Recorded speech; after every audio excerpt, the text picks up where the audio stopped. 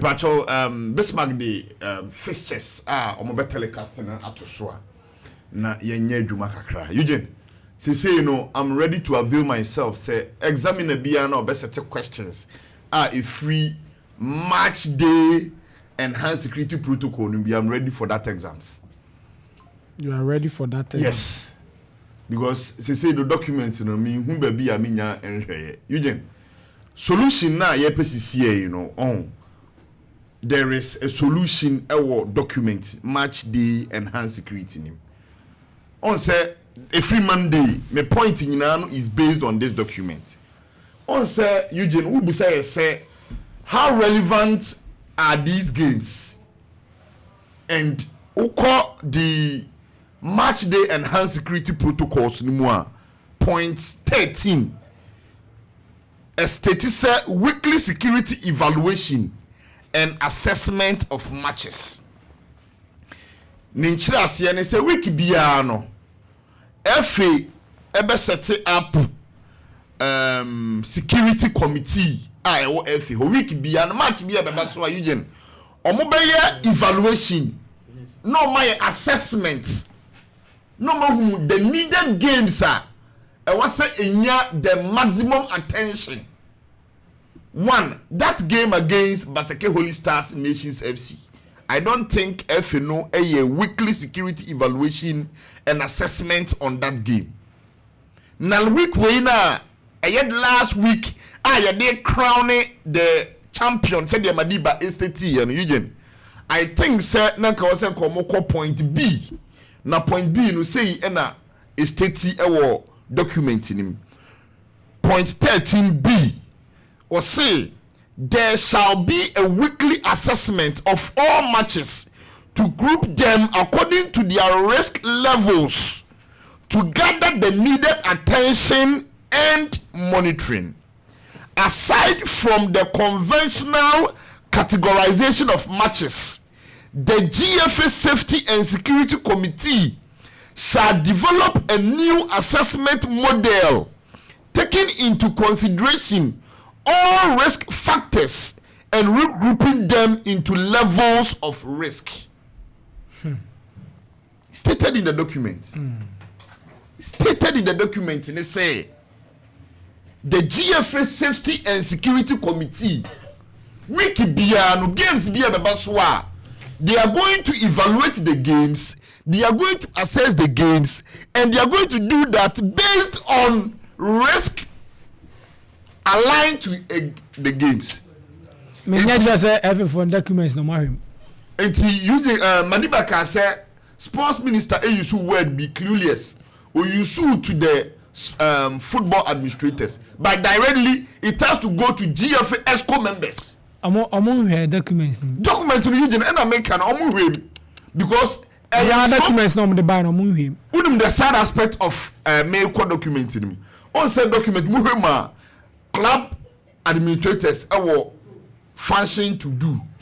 Club they also supporters impo etube kaya time a document in ba out no and omoka say we your supporter yampne e ma wonfa bottled water with head covered on it enwura the stance nim e kire say there e was supporters ni no efenu e hwe a make sure say or enforce or mama ye nemum there are some duties it is obliged on the FA to do it. FA they also ye nyina wonye now no be catch na match command center bebe senior what match command center won say mo Ghana hada say the security committee omo match command center omo di screens project all games are koso omo di monitor the security procedures games nim every for omo hear documents ni Eugene I think say said the ANC Bobo who said this weekend na ko say ko mo ye good wa bro mo be yi matcha boa the projection of the Ghana Premier League.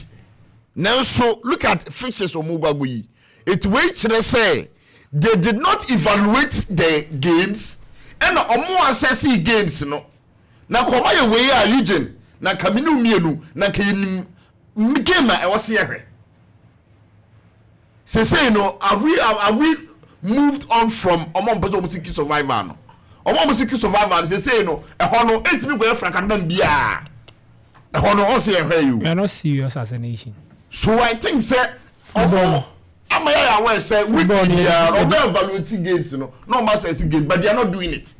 Supposing they are doing it etika by now nanka France for to take cannibal say 5-3. Oh I want to take cannibal.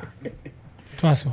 Eugene, I think say the FA on why based on this document there are some things that it is obliged on the FA to execute it. So the Bayer League, you know, up to the standard. I think they now who GD pa. FA. Of course, said they are the intellectuals within the intellectuals within the football ecosystem. Sana uno. Oh, omo to abano. Abano me man to be. They voted for the right school members. And I don't know if you there wasn't today. Intellectuals. But for now, but also the what for the buffalo. So I think say the FA or can be na ye gina ba bi ye gina sisiye no. Onye na dwene say o ye serious to the brand ne dia. Onye na dwene say o peda the standard of the Ghana Premier League. Nanka every second February ba no. Nanka obema Ghana Premier League issues are a priority, especially security issues. Namadi can say you go into the last week of the season. We are waiting for the verdict involving Baseke Holy Stars any Nations FC. Say nyame amfafie ni agobo weekend you na verdict ne ba na it change the dynamics of the person that has won the Ghana Premier League. But this FA, they will sit down and we will get to that stage and send you about as I be bobo as Ghana sports journalist. Go be any fund omo Sunday. Of course. Preparation. Party be on mayor no. So should they win the Ghana Premier League? Now after that, nations Baseke verdict in the back. Now it's a Sunday dynamics. What have you done to get the Ghana Premier League? And the sports minister or say football administrators need here education. Aye. And Sakrani about fans so. Ghana Premier League 2019 new rules and regulations they be boy Ghana Premier League Our latest document 2019 GFA's rules and regulations. Eugene, I think that Ghana football owners they don't need education, but they need enforcement. Eugene, they need enforcement. Wanna be enforcement. It's the minister. They were ESCO members, omo club owners. Omo be enforcement. Regulations ni omo kan. Omo enforce law no. Omo na eye nkofo na omo run football man mu ni. Kroma nti why na e call enforce omo. So my point is that then the minister had it wrong, said they need education. No. Education, they don't need it. The minister no enko family treatment no fanko gina omo so yi. Anje somewhere. You just say enforcement they are military nko na betimi enforce. Omo so na wo aban diverse ways. Aban ho bom mu kakra bia FIFA mpesa. You just data maker say FIFA mpesa. Ye ni FIFA ehunu huna aban ne sa. The biane the FIFA ehunu FIFA mpesa aban be interfere. Black Stars kobobo anya aban ne tuaka. Of course. National teams nya aban ne tuo moka. League na ya basa na nya minister na ma akọ sponsors dia be league no. Na oye we nyina mo say ontimi fa ne ho for. I don't want to talk. It's region I think said the minister baby Ghana Genesis here you know enye education. FFO no mu education pa. Eugene education this document on one drafting. Oh, Attakora. Who da so kind document one say? Of course. A general secretary drafting here no. Omu blame. Then they are not serious. General secretary drafting we now the back to abontin ya document here they guide the poll free munti ni say. Omu blame. When you say among the 18 clubs, club meet me bo akase document ni munsem odiso eye Kumasi Asante Kotokos Commander Graphics obeka me beka kira wa say if you say release document we one we have call it Commander Graphics say or ye fire eater because anytime I make venue bia no or your personal or is stealing the rules and regulations I stipulated the match day enhanced security protocols. It's minister, the club administrators, they don't need education. Already, they know the rules and regulations I drafted in 2019. They have to enforce the regulations. Because education there, I don't think so for now. I want to educate Alaji Gruza on running Ghana football in Ghana. I don't think say Moses Amapaka. Someone has to call Moses Amapaka to the classroom. Say me go more education. Samsung, I don't think say heads of Aduana Stars, Jaumu, any other people are almost spear the Aduana Stars. Tendamo. I feel I want to fret tender say, but I remember to that classroom. I remember slow rules of football. Eugene, the minister, making sure say the 2019 rules and regulations are drafted here after the announcement exposé. Every club has it.